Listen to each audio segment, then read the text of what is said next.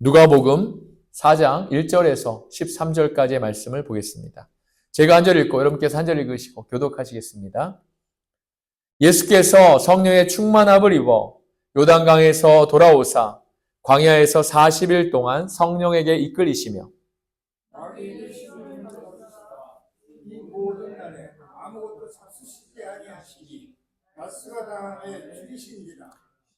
마귀가 이르되 내가 만일 하나님의 아들이거든 이 돌들에게 명하여 떡이 되게 하라. 예수께서 대답하시되 기록된 바 사람이 떡으로만 살 것이 아니라 하였느니라. 마귀가 또 예수를 이끌고 올라가서 순식간에 천하 만국을 보이며 이르되 이 모든 권위와 그 영광을 내가 내게 주리라. 그것은 내게 넘겨준 것이므로 내가 원하는 자에게 주노라. 그러므로 내가 만일 내게 절하면 다 내 것이 되리라. 예수께서 대답하여 이르시되 기록된 바 주 너의 하나님께 경배하고 다만 그를 섬기라 하였느니라. 또 이끌고 예루살렘으로 가서 성전 꼭대기에 세우고 이르되 네가 만일 하나님의 아들이거든 여기서 뛰어내리라.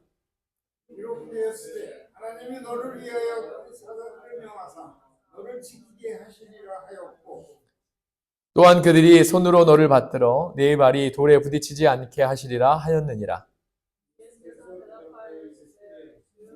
너의 하나님을 시험하지 말라 하였느니라. 함께 읽겠습니다. 마귀가 모든 시험을 다한 후에 얼마 동안 떠나니라. 아멘. 살아계신 하나님의 말씀입니다. 오늘 제목 시험에 관하여 라는 제목을 가지고 여러분과 함께 하나님의 말씀을 나누기 원합니다. 매년 부활절은 그 날짜가 바뀌죠, 여러분.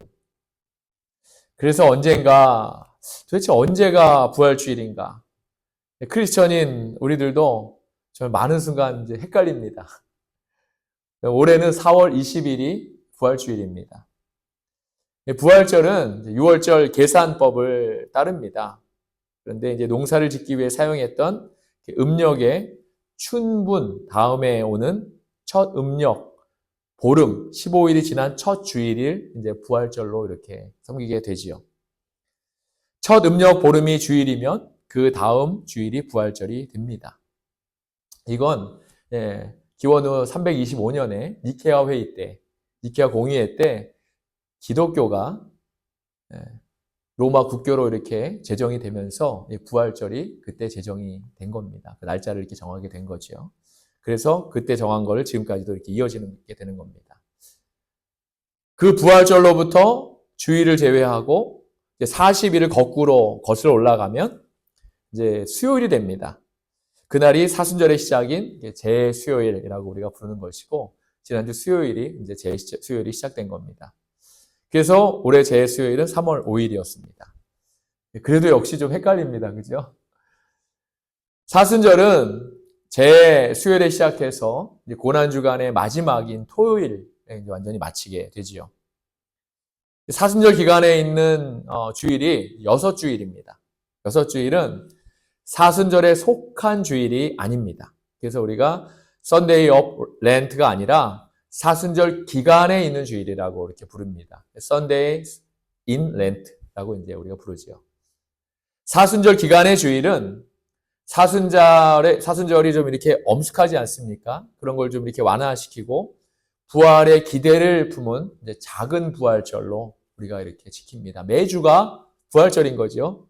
사순절 안에 있는 주일은 매주가 부활절인 겁니다. 이게 부활절 셀레브레이션을 하는 거예요, 우리가. 작지만.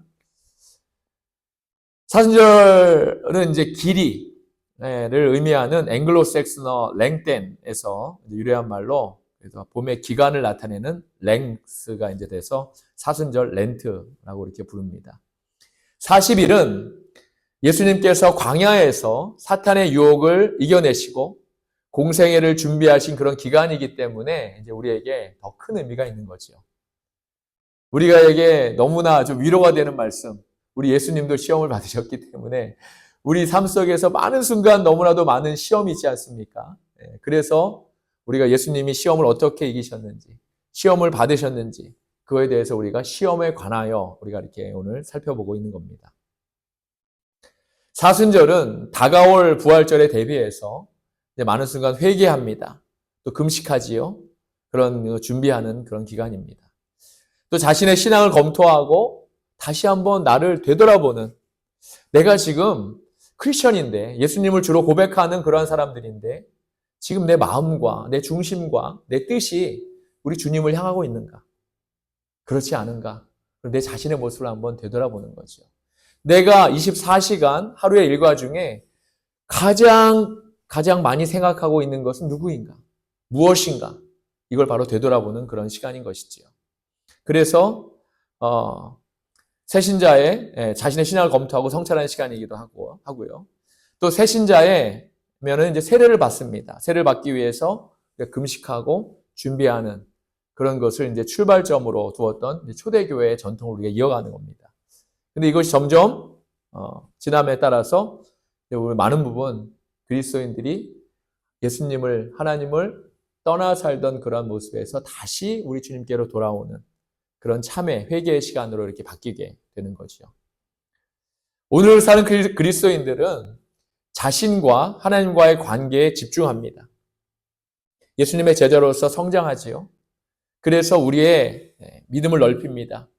성경은 다른 말로 이것을 지경을 넓힌다고 합니다. 그리고 때로는 뭔가를 좀 절제합니다. 포기합니다. 인내하지요. 그리고 다른 사람을 섬깁니다. 또 때로는 세상에 이렇게 봉사합니다. 이러한 것들을 우리가 개인적으로 이렇게 선택하기도 하는 거죠. 이러한 사순절 기간이 시작된 오늘 첫 주일, 이 시간 저와 여러분에게 정말 작은 부활절이 될 수 있기를 예수 그리스도의 이름으로 축원합니다. 아멘. 한 청년이 있었습니다. 그는 어릴 때부터 신앙심이 아주 깊었지요. 교회에서 많은 사람들에게 정말 저 청년은 신실하다 이렇게 인정받았습니다. 그런데 그가 신앙을 계속 이렇게 깊이 하면서 하나님과 더욱 가까워지면 가까워질수록 그거에 맞춰서 또 많은 시험을 겪습니다. 청년은 이제 대학을 졸업하게 되고 너무나도 감사하게 큰 회사에 이제 취직하게 됩니다. 대기업에 취직한 거죠. 주위에 다른 사람들을 보니까, 친구들을 보니까 취직도 못하고 또 정말 그것 때문에 어려움을 겪는 그런 상황에서 그는 이제 대기업에 들어가고 이렇게 큰 축복을 받은, 또 이렇게 그 귀한 직장을 주신 하나님께 감사합니다. 그리고 그 일터에서 내가 정말 예수 그리스도의 빛과 소금 역할을 감당해야지 이렇게 다짐을 하게 되지요.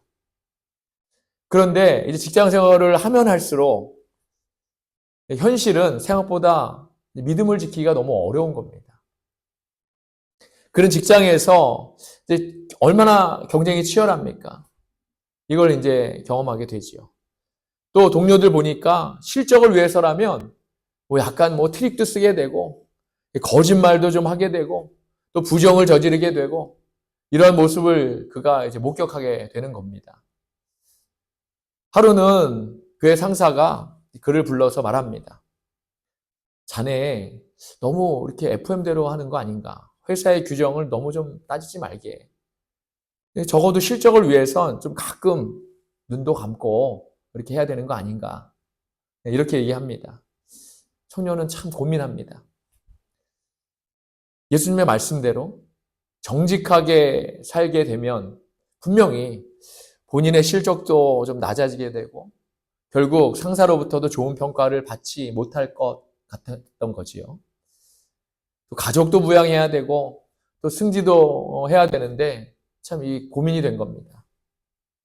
근데 그렇게 고민하고 있을 때 그의 마음속에 이런 속삭임이 들려옵니다. 하나님도 내가 성공하길 원하시지 않겠어?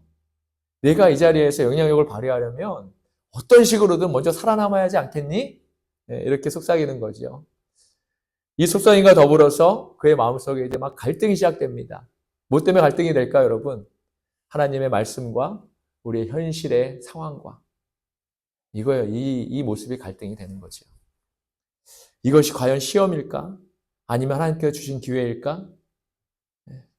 청년은 그런 고민 끝에 하나님께 기도합니다.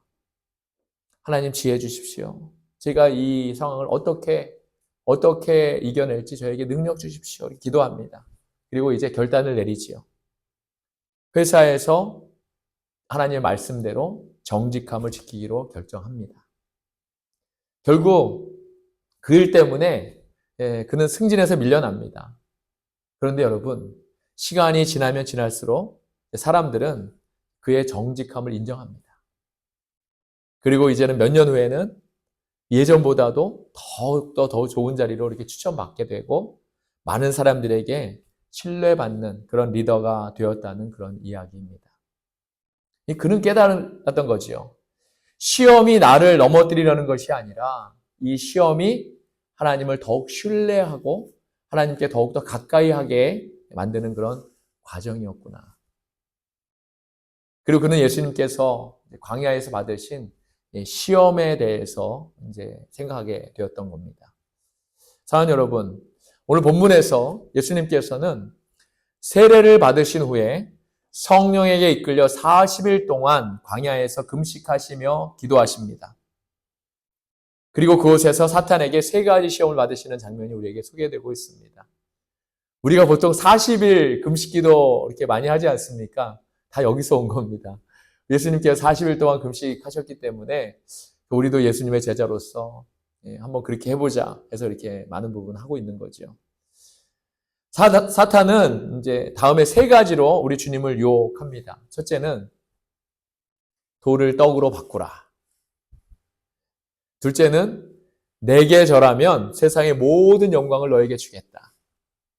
그리고 마지막으로 셋째는 성전 꼭대기에서 뛰어내리라. 하나님이 널 지키시리라. 지키실 것이다. 뭐 이런 거였습니다.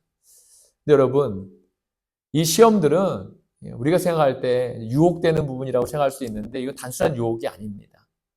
하나님이신 예수님의 사명을 완전히 무너뜨리려는 그런 사단의 치명적인 공격이었다는 것을 우리는 알고 있습니다. 사단은요, 언제나 우리의 약한 부분을 노립니다. 너무나도 우리 약한 부분을 잘 알고 있죠. 지금 우리 예수님은 40일 동안 굶주리신 상태였습니다. 금식하셨기 때문에. 가장 약하고 배고픈 순간에 사단이 다가와서 속삭이는 겁니다. 내가 하나님의 아들이라면 이 돌을 떡으로 만들어라. 그리고서 이 떡을 먹어라. 뭐 이런 얘기겠죠. 사랑하는 여러분, 금방도 말씀드렸지만 이 말은 단순한 유혹이 아닙니다. 사단은 예수님께서 하나님의 뜻보다 자신의 인간적인 필요를 우선하게 만들려고 하고 있는 것이지요. 이때 우리 주님이 말씀하십니다. 사람이 떡으로만 살 것이 아니라 하나님의 말씀으로 살아야 합니다. 살아야 한다. 신명기 8장 3절의 말씀을 인용하시면서 사탄의 유혹을 이제 물리치신 것이지요. 저와 여러분, 우리는 삶에서 이와 비슷한 시험을 받을 때가 많은 줄 압니다. 어떤 상황일까요? 하나님을 믿지만 현실적으로 돈이 없으면 안 되지. 신앙도 중요하지만 경쟁에서 살아남으려면 어느 정도는 세상의 방법과 타협해야 되지 않을까. 저도 이러한 유혹의 경험을 많이 해봤습니다. 더욱 이민자로 살아가는 우리들에게는 이러한 유혹이 더 쉽게 우리를 흔들 수 있다는 거지요. 근데 여러분, 우리 예수님은 우리의 필요보다 하나님의 뜻이 먼저임을 우리에게 보여주고 계시는 것입니다. 사탄은 이제 2번째 시험에서 예수님께 세상의 모든 권세와 영광을 주겠다고 이렇게 합니다. 근데 조건이 있습니다. 사탄 자신에게 절하면 그렇게 해주겠다는 거죠. 이 말씀을 깊이 묵상해 보면 또 오늘날에 우리에게도 너무나도 익숙한 이런 시험인 줄 믿습니다. 어떤 시험일까요? 조금만 타협하면 돼. 그러면 성공할 수 있어. 또 다른 거는 우리가 너무나 쉽게 받는 시험들. 이 정도는 다들 하는 거야. 너 왜 너만 특별하게 그래? 이 정도쯤은 괜찮아. 그러니까 너도 해야 인정받지. 이런 속삭임입니다. 하지만 예수님 어떻게 반응하셨나요, 여러분? 우리 주님께서는 단호하게 말씀하십니다. 주 너의 하나님께 경배하고 오직 그분만 섬기라. 할렐루야. 역시 신명기 6장 13절의 말씀으로 사탄에게 선포하십니다. 사랑하는 여러분, 성공하고 싶지 않으세요? 저도 성공하고 싶습니다. 이렇게 우리는 세상에 성공을 원하지요. 하지만 성공이 하나님보다 앞설 수는 없습니다. 그리고 우리의 예배의 대상이 세상의 영광이 되어서는 안 되는 것입니다. 성경에서는 사탄이라고 하지만 오늘날을 사는 우리는 세상의 영광 이런 것들이 우리를 하나님으로부터 멀어지게 하는 겁니다. 그리고 마지막 시험에서 사탄은 예수님께 성전 꼭대기에서 뛰어내리라고 합니다. 하나님이 너를 보호하신다고 했잖아. 한번 시험해봐. 사탄은 성경 말씀까지 인용하면서 유혹하지요. 이 말씀을 보면서 우리에게도 종종 찾아오는 시험이 바로 이것이구나. 제가 다시 한번 생각하게 되었습니다. 이런 겁니다. 한번 들어보세요.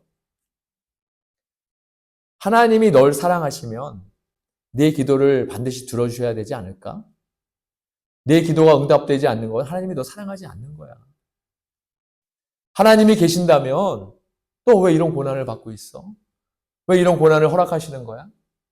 바로 이런 유혹입니다. 사단이 우리의 약함을 너무나 잘 알고 있죠, 여러분. 우리가 힘들 때 꼭 이러한 말들로 유혹하거든요. 우리가 범사에 잘 되고 별일이 없으면 사단도 이렇게 유혹하지 않는다고 저는 믿습니다. 그래서 이러한 유혹이 우리에게는 더욱더 시험을 통과하기 힘든 그런 유혹인 것이지요. 예수님은 어떻게 말씀하십니까, 여러분? 주 너의 하나님을 시험하지 말라. 할렐루야. 사랑하는 여러분, 우리는 하나님의 능력을 이용하려 해서는 안 됩니다. 많은 부분 성령 하나님을 우리의 필요에 따라서 우리가 사용하려고 하고 이용하려고 한다는 거죠. 하나님은 우리의 뜻을 이루는 도구가 아니십니다.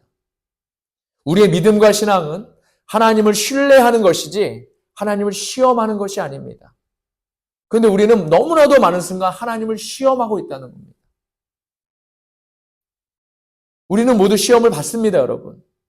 혹시 나는 시험을 받지 않을 거야? 네, 착각하지 않길 바랍니다. 하지만 오늘 말씀이 우리에게 너무나도 중요하고 소망이 되는 것은 바로 예수님께서 모든 시험에서 승리하셨다는 사실입니다. 할렐루야. 그러면 우리는 어떻게 시험을 이길 수 있을까요? 첫째로 하나님의 말씀을 붙잡아야 합니다. 아멘. 예수님은 시험 받으실 때마다 어떻게 하셨습니까, 여러분? 성경 말씀으로 사단을 물리치셨다는 것을 우리가 보았습니다. 오직 하나님의 말씀만이 사단을 물리칠 수 있는 줄 믿습니다. 그래서 우리도 말씀을 읽고 묵상하고 하나님이 주시는 진리로 무장해야 하는 것이지요. 그러기 위해서 성경을 암기한다거나 너무 좋습니다. 성경을 매일매일 몇 구절씩 아침에 그냥 루틴으로 묵상하는 거 너무 좋습니다. 혹은 차 운전하면서 말씀을 듣고 또 그 말씀이 이렇게 또 이 안에 이렇게 담아 놓는 거 그것도 너무 좋습니다. 때에 따라서 정하셔서 하나님의 말씀이 항상 우리의 삶에서 이렇게 이용되도록 그렇게 이렇게 하셨으면 좋겠습니다. 둘째, 어떠한 일이나 유혹된 일에 있어서 하나님의 뜻을 우리가 먼저 구해야 할 줄로 믿습니다. 우리는 세상의 성공보다도 하나님의 뜻을 우선해야 합니다. 너무나도 당연한 말씀이죠. 또한 유혹이 올 때마다 우리가 분명히 깨달아야 하는 거 있습니다. 생각해 봐야 합니다. 이것이 과연 하나님이 원하시는 일일까? 너무도 중요한 질문이지요. 근데 우리가 이런 질문을 정말 우리의 삶 속에서 매 순간 해야 된다는 겁니다. 훈련해야 된다는 거죠. 또 마지막으로 이제 절대적으로 우리가 하나님을 신뢰해야 합니다. 하나님이 우리를 인도하신다는 확신을 가져야 할 줄로 믿습니다. 할렐루야. 모든 상황에서 하나님을 우리가 믿고 나아가야 합니다. 어떤 일은 작은 일이기 때문에 하나님을 믿지 않고 하나님 신뢰하지 않아도 되는 일, 그런 일 없습니다, 여러분. 작은 일이든 큰 일이든 우리 하나님이 함께 하신다는 그런 신뢰를 가지고 하나님께 나아가야 하는 것이지요. 다니엘서의 다니엘을 기억하시나요? 그에게는 사자굴의 시험이 있지 않았습니까? 그런 시험을 통하여서 그 시험 때문에 더 신앙이 깊어졌다고 저는 믿습니다. 또 예수님도 시험을 통해 그분의 사명을 더욱 분명히 하셨다고 저는 믿습니다. 우리도 마찬가지입니다, 여러분. 시험은 우리를 넘어지게 하려는 것이 아니라 우리를 더욱 강한 믿음으로 나아가게 하는 과정인 줄 믿습니다. 우리가 하나님이 일하심을 더욱더 우리가 깨달아 알게 되는 그런 과정인 줄 믿습니다. 하나님께로 더욱더 나아가는 그런 과정인 줄 믿습니다. 시험이 꼭 나쁜 것만은 아니죠. 이래서 우리는 모두 광야의 시간을 지나갑니다. 우리가 광야의 시간, 시험 이렇게 이야기하지 않습니까? 때로는 유혹이 찾아옵니다. 때로는 하나님이 멀게 느껴질 때도 있습니다.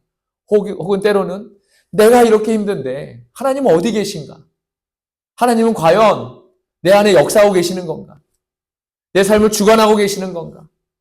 내가 이렇게 힘든데 하나님은 도대체 뭐 하고 계시는 건가? 이럴 때가 있습니다, 여러분.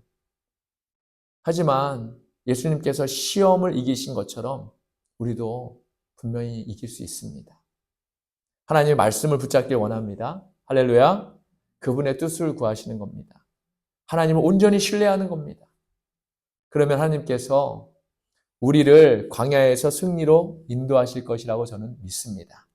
그러한 저와 여러분 모두가 되시기를 예수 그리스도의 이름으로 축원합니다. 아멘. 기도하겠습니다.